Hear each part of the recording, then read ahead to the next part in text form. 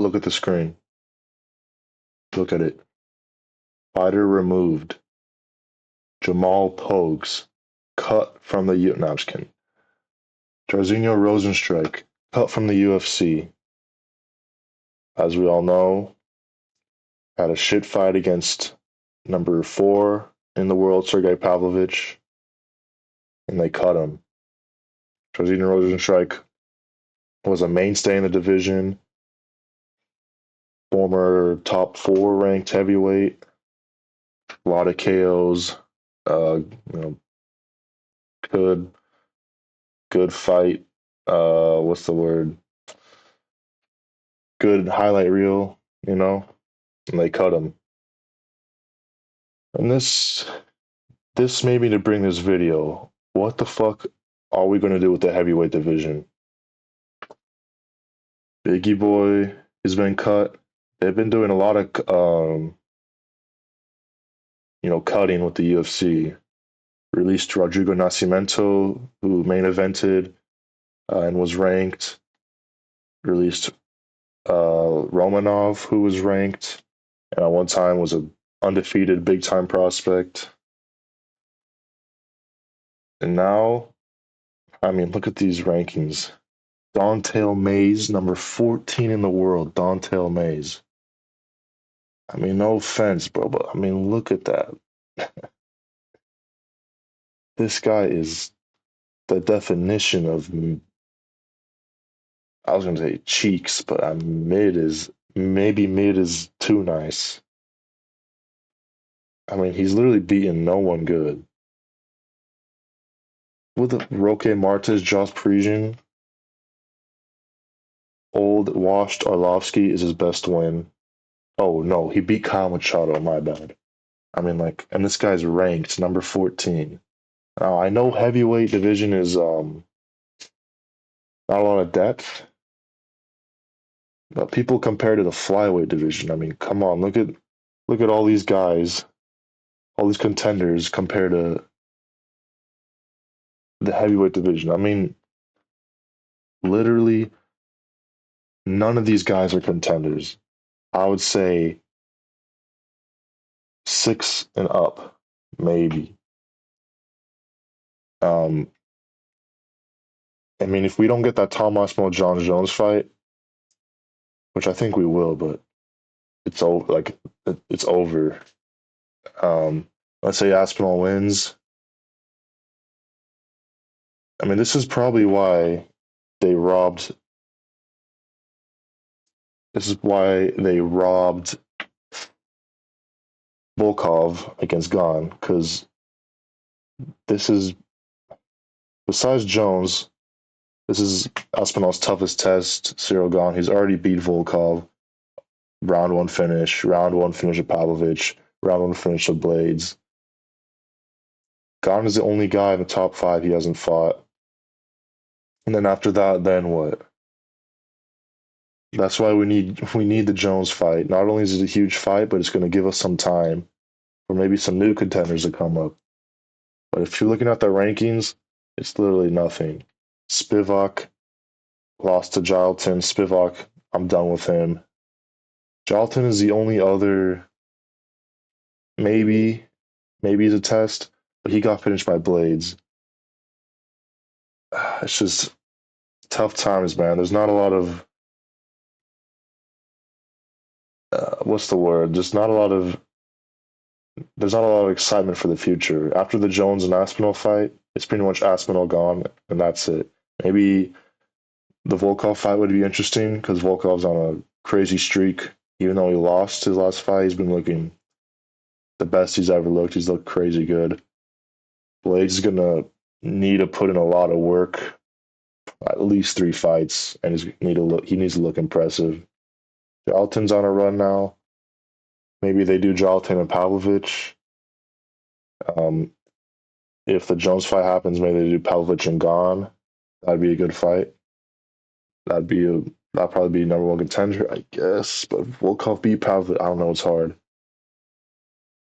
But another thing I want to point out: the UFC's been cutting a lot of these ranked guys that don't really have any potential, any future.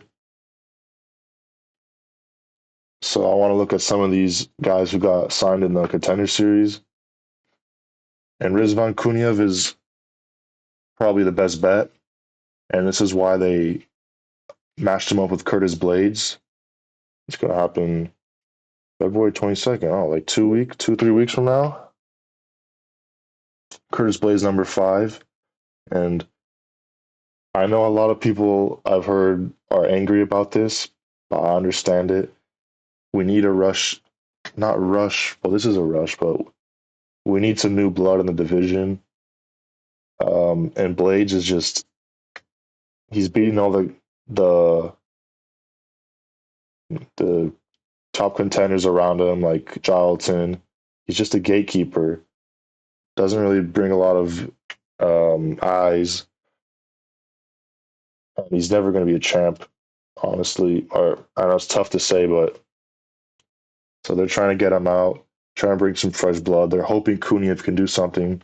Kuniev is good. On the PFL beat Renan Ferrer. Oh, it was no contest because he popped, but that's okay. Honestly, I'm for keeping these heavyweight steroids, bro, because we need a lot we need a lot more competition. Um, yeah, that's one of the guys from Contender Series. There's Tyson Teixeira is fighting this weekend. I don't think he's too promising. I think he's just a big guy. We'll see. He's fighting Justin Tafa. I'm picking Tafa to win by knockout, by the way. There's Danilo Voivodkin. I barely even remember this. Oh, he like ran like a choked a wrestler. Oh, this guy was like a crazy underdog. I think he was like literally plus 700 or something and won 7-0. Um, yeah, it's kind of tough to judge contender series guys. Mario Pinto is another guy. Looks like he has good boxing from Portugal. Beat a 6-0 guy. He's fighting Austin Lane. Oh shit. Okay. Oh, like a couple weeks. Yeah, I think Pinto got that. Promising. Looks like I said, good boxing. But I mean, I want to look at all the heavyweights signed. There's literally only 29, I think, because they still have Jamal Pogues and Jairzinho in here. So literally 29 heavyweights are signed, plus those other 4 that I mentioned from Contender Series.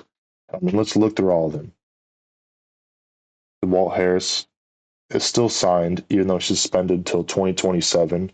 I think it's just they don't want to cut him because I guess stepdaughter died, so they feel bad, I guess.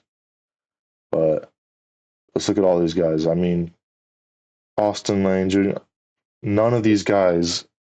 I don't even see any of these guys breaking into the rankings. Oh, Justin Tafa.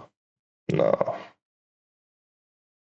I mean, all these guys are just so not very good. Jonathan Deniz is ranked. I think he's actually kind of good. He did lose to Tabura on the ground. Not Tabura's not bad, but I think Jonathan Deniz is actually pretty good on the feet.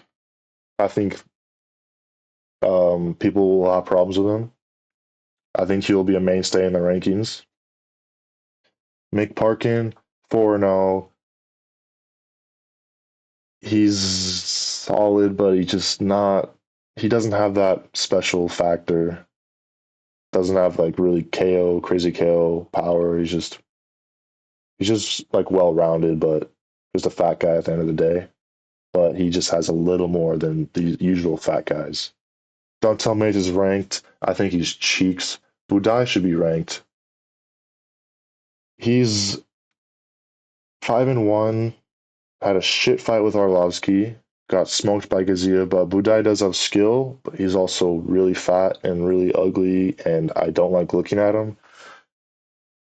But I think he is decent, but again, just a fat guy. All these guys, Marcos Lima, fill out the rankings. I mean, honestly, the best bet is like Kennedy Nzechukwu, who was a light heavyweight, now 2-0 in heavyweight.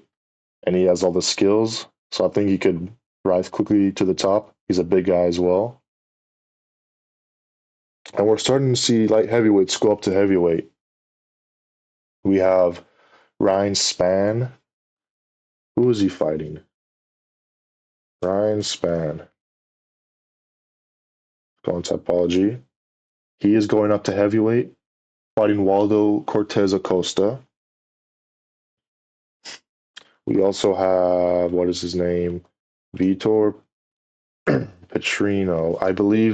I actually think he was supposed to fight Denise. Yeah, and Petrino got injured. But I guess he's going up to heavyweight as well. And I'm wondering if the UFC is telling these light heavyweights, hey, if the cut's bad, go to heavyweight. We need contenders. We need people to challenge higher up because I don't know. I think we're in dark times right now. I don't see any excitement in these fights besides Jones Aspinall and Aspinall gone. Other than that, Aspinall smoked everyone else, and then all these guys are gatekeeping and beating all these bums. We need some new talent. We need something new. Um, and I wonder if Aspinall is gonna kind of get the John Jones treatment, or the Mike Tyson effect, where he's so good that he smokes everyone, and people aren't really even interested in the fight because he just destroys everyone. That's what happened with Jones. A lot of his, he it was kind of hard for him to sell tickets because everyone already knew the outcome. So I'm wondering if this is going to happen in this division. But yeah, what do you guys think? How do you guys think about the heavyweight division? Who do you think is Aspinall's toughest test? Um, yeah, what do you guys think?